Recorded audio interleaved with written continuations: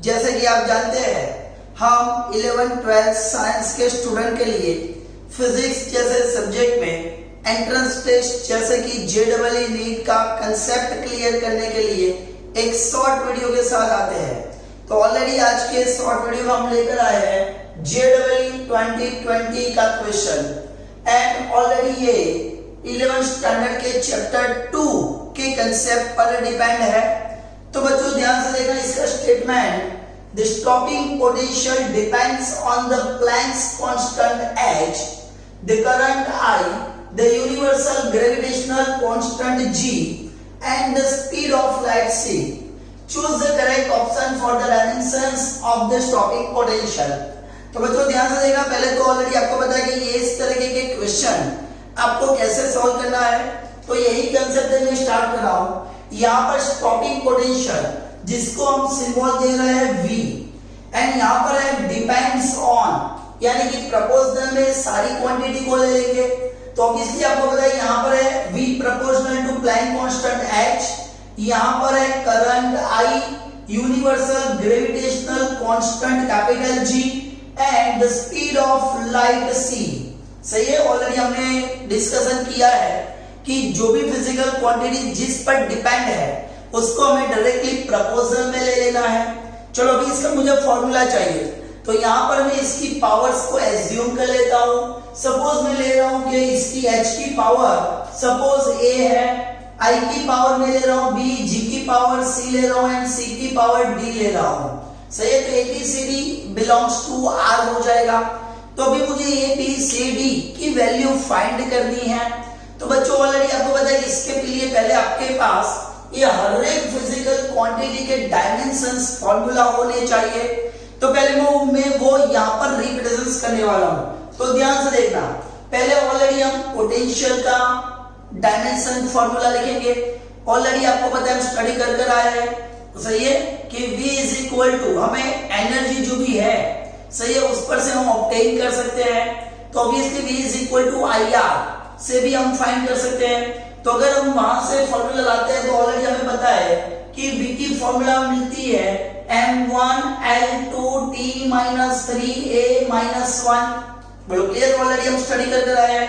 चलो भी H Planck's constant है, वो भी हम पढ़ कर आए, एनर्जी अपॉन फ्रीक्वेंसी होगा। तो H की फॉर्मूला होगी m1L2T-1। बोलो क्लियर। चलो थर्ड करंट I है, तो I की फॉर्मूला तो बहुत ही आसान है, A1 ही लिखेंगे। चलो कैपिटल G ग्रेविटेशनल कांस्टेंट है, ऑलरेडी आपको पता है इसका यूनिट है न्यूटन मीटर स्क्वायर पर केजी स्क्वायर। तो मुझे यहाँ पर ये न्यूटन मीटर स्क्वायर पर केजी स्क्वायर पर से G का यूनिट मुझे मिल जाएगा, तो इस G का डायमेंशन फॉर्मूला मिल जाएगा। तो ध्यान से देखना, G का फॉर्मूला होगा m-1L3T-2। सही है। चलो अभी ऑलरेडी मुझे चाहिए C वेलोसिटी ऑफ लाइट है, तो उसका यहाँ पर वेलोसिटी का ही होगा। तो ऑब्वियसली आपको पता है L1T-1 हो जाएगा। बोलो क्लियर। तो इस तरीके से मुझे हर एक क्वांटिटी के डायमेंशन फॉर्मूला पता है एंड ऑब्वियसली ये तो पता होना ही चाहिए, तभी हम आगे जा सकेंगे। तो चलो बच्चों अभी ध्यान से देखना, मैं यहाँ पर प्रोपोर्शनलिटी साइन को रिमूव करेंगे तो कांस्टेंट आएगा। तो ऑब्वियसली मैं इसको कुछ इस तरीके से भी लिख सकता हूँ, V is equal to K constant है, यूनिटलेस क्वांटिटी है, HAIBGC एंड CD हो जाएगा। बोलो क्लियर। बच्चों यहाँ पर अभी हम शॉर्ट वीडियो बना रहे हैं, तो ऑब्वियसली मैं यहाँ पर ये हर एक की left hand side and right hand side में डायमेंशन फॉर्मूला की वैल्यू रखने जा रहा हूँ एंड इसका पावर ABCD है, तो उसको भी मैं मल्टीप्लाई करके यहाँ पर लिख रहा हूँ। तो ध्यान से देखना, पहले तो मैं लेफ्ट साइड की फॉर्मूला लिख रहा हूँ V की, तो होगा m1L2T-3a-1 होगा। K कांस्टेंट यूनिटलेस होगा। चलो H की वैल्यू मुझे A से मल्टीप्लाई करके लिखनी है, तो MA होगा, L2A होगा एंड T-A होगा। चलो I करंट है, उसकी पावर B है, तो AB होगा। चलो G को मुझे C से मल्टीप्लाई करके लिखनी है पावर, तो M-1 इंटू C, तो -C लिखेंगे, L3 इंटू C तो 3C लिखेंगे, t माइनस टू इंटू सी, तो t माइनस टू सी लिखेंगे।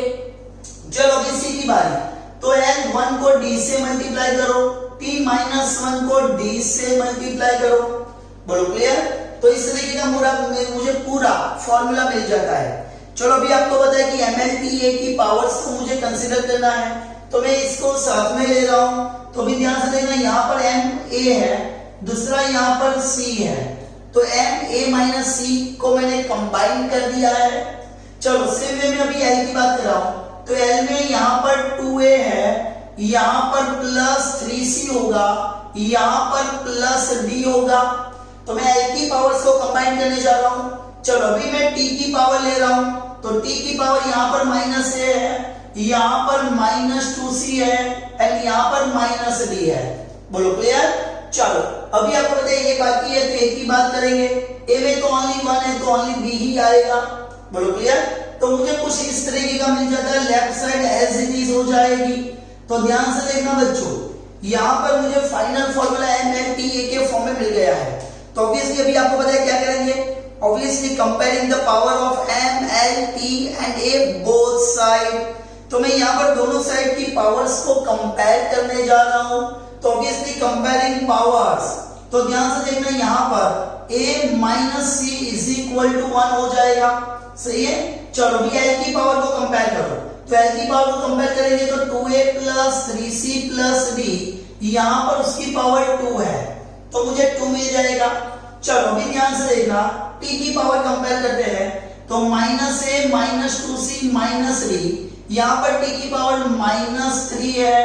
बोलो क्लियर? चलो अभी A की पावर को कंपेयर करते हैं, तो मुझे डायरेक्ट मिल जाएगा B is equal to minus 1। तो ध्यान से देखो, मुझे एक वैल्यू तो डायरेक्ट मिल गई है। सही है?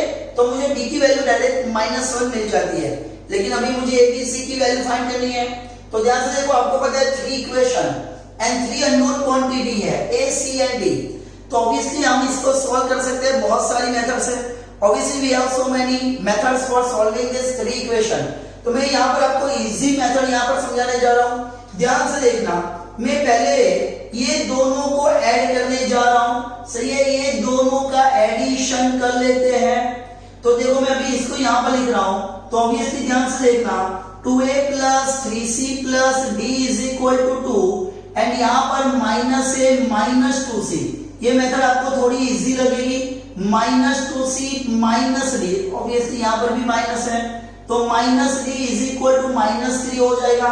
चलो अभी इसको सॉल्व करते हैं। तो हमें पता है 2A माइनस A यानी कि A हो जाएगा, 3C माइनस 2C यानी कि प्लस C हो जाएगा, D कैंसिल हो जाएगा एंड 2 माइनस 3 यानी कि माइनस 1 हो जाएगा। सही है?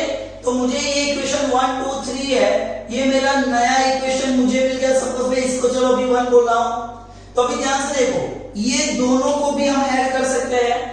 चलो अभी मैं ये दोनों को ऐड करने जा रहा हूं, एडिंग दिस टू। तो obviously A minus C is equal to 1 and A plus C is equal to minus 1 होगा।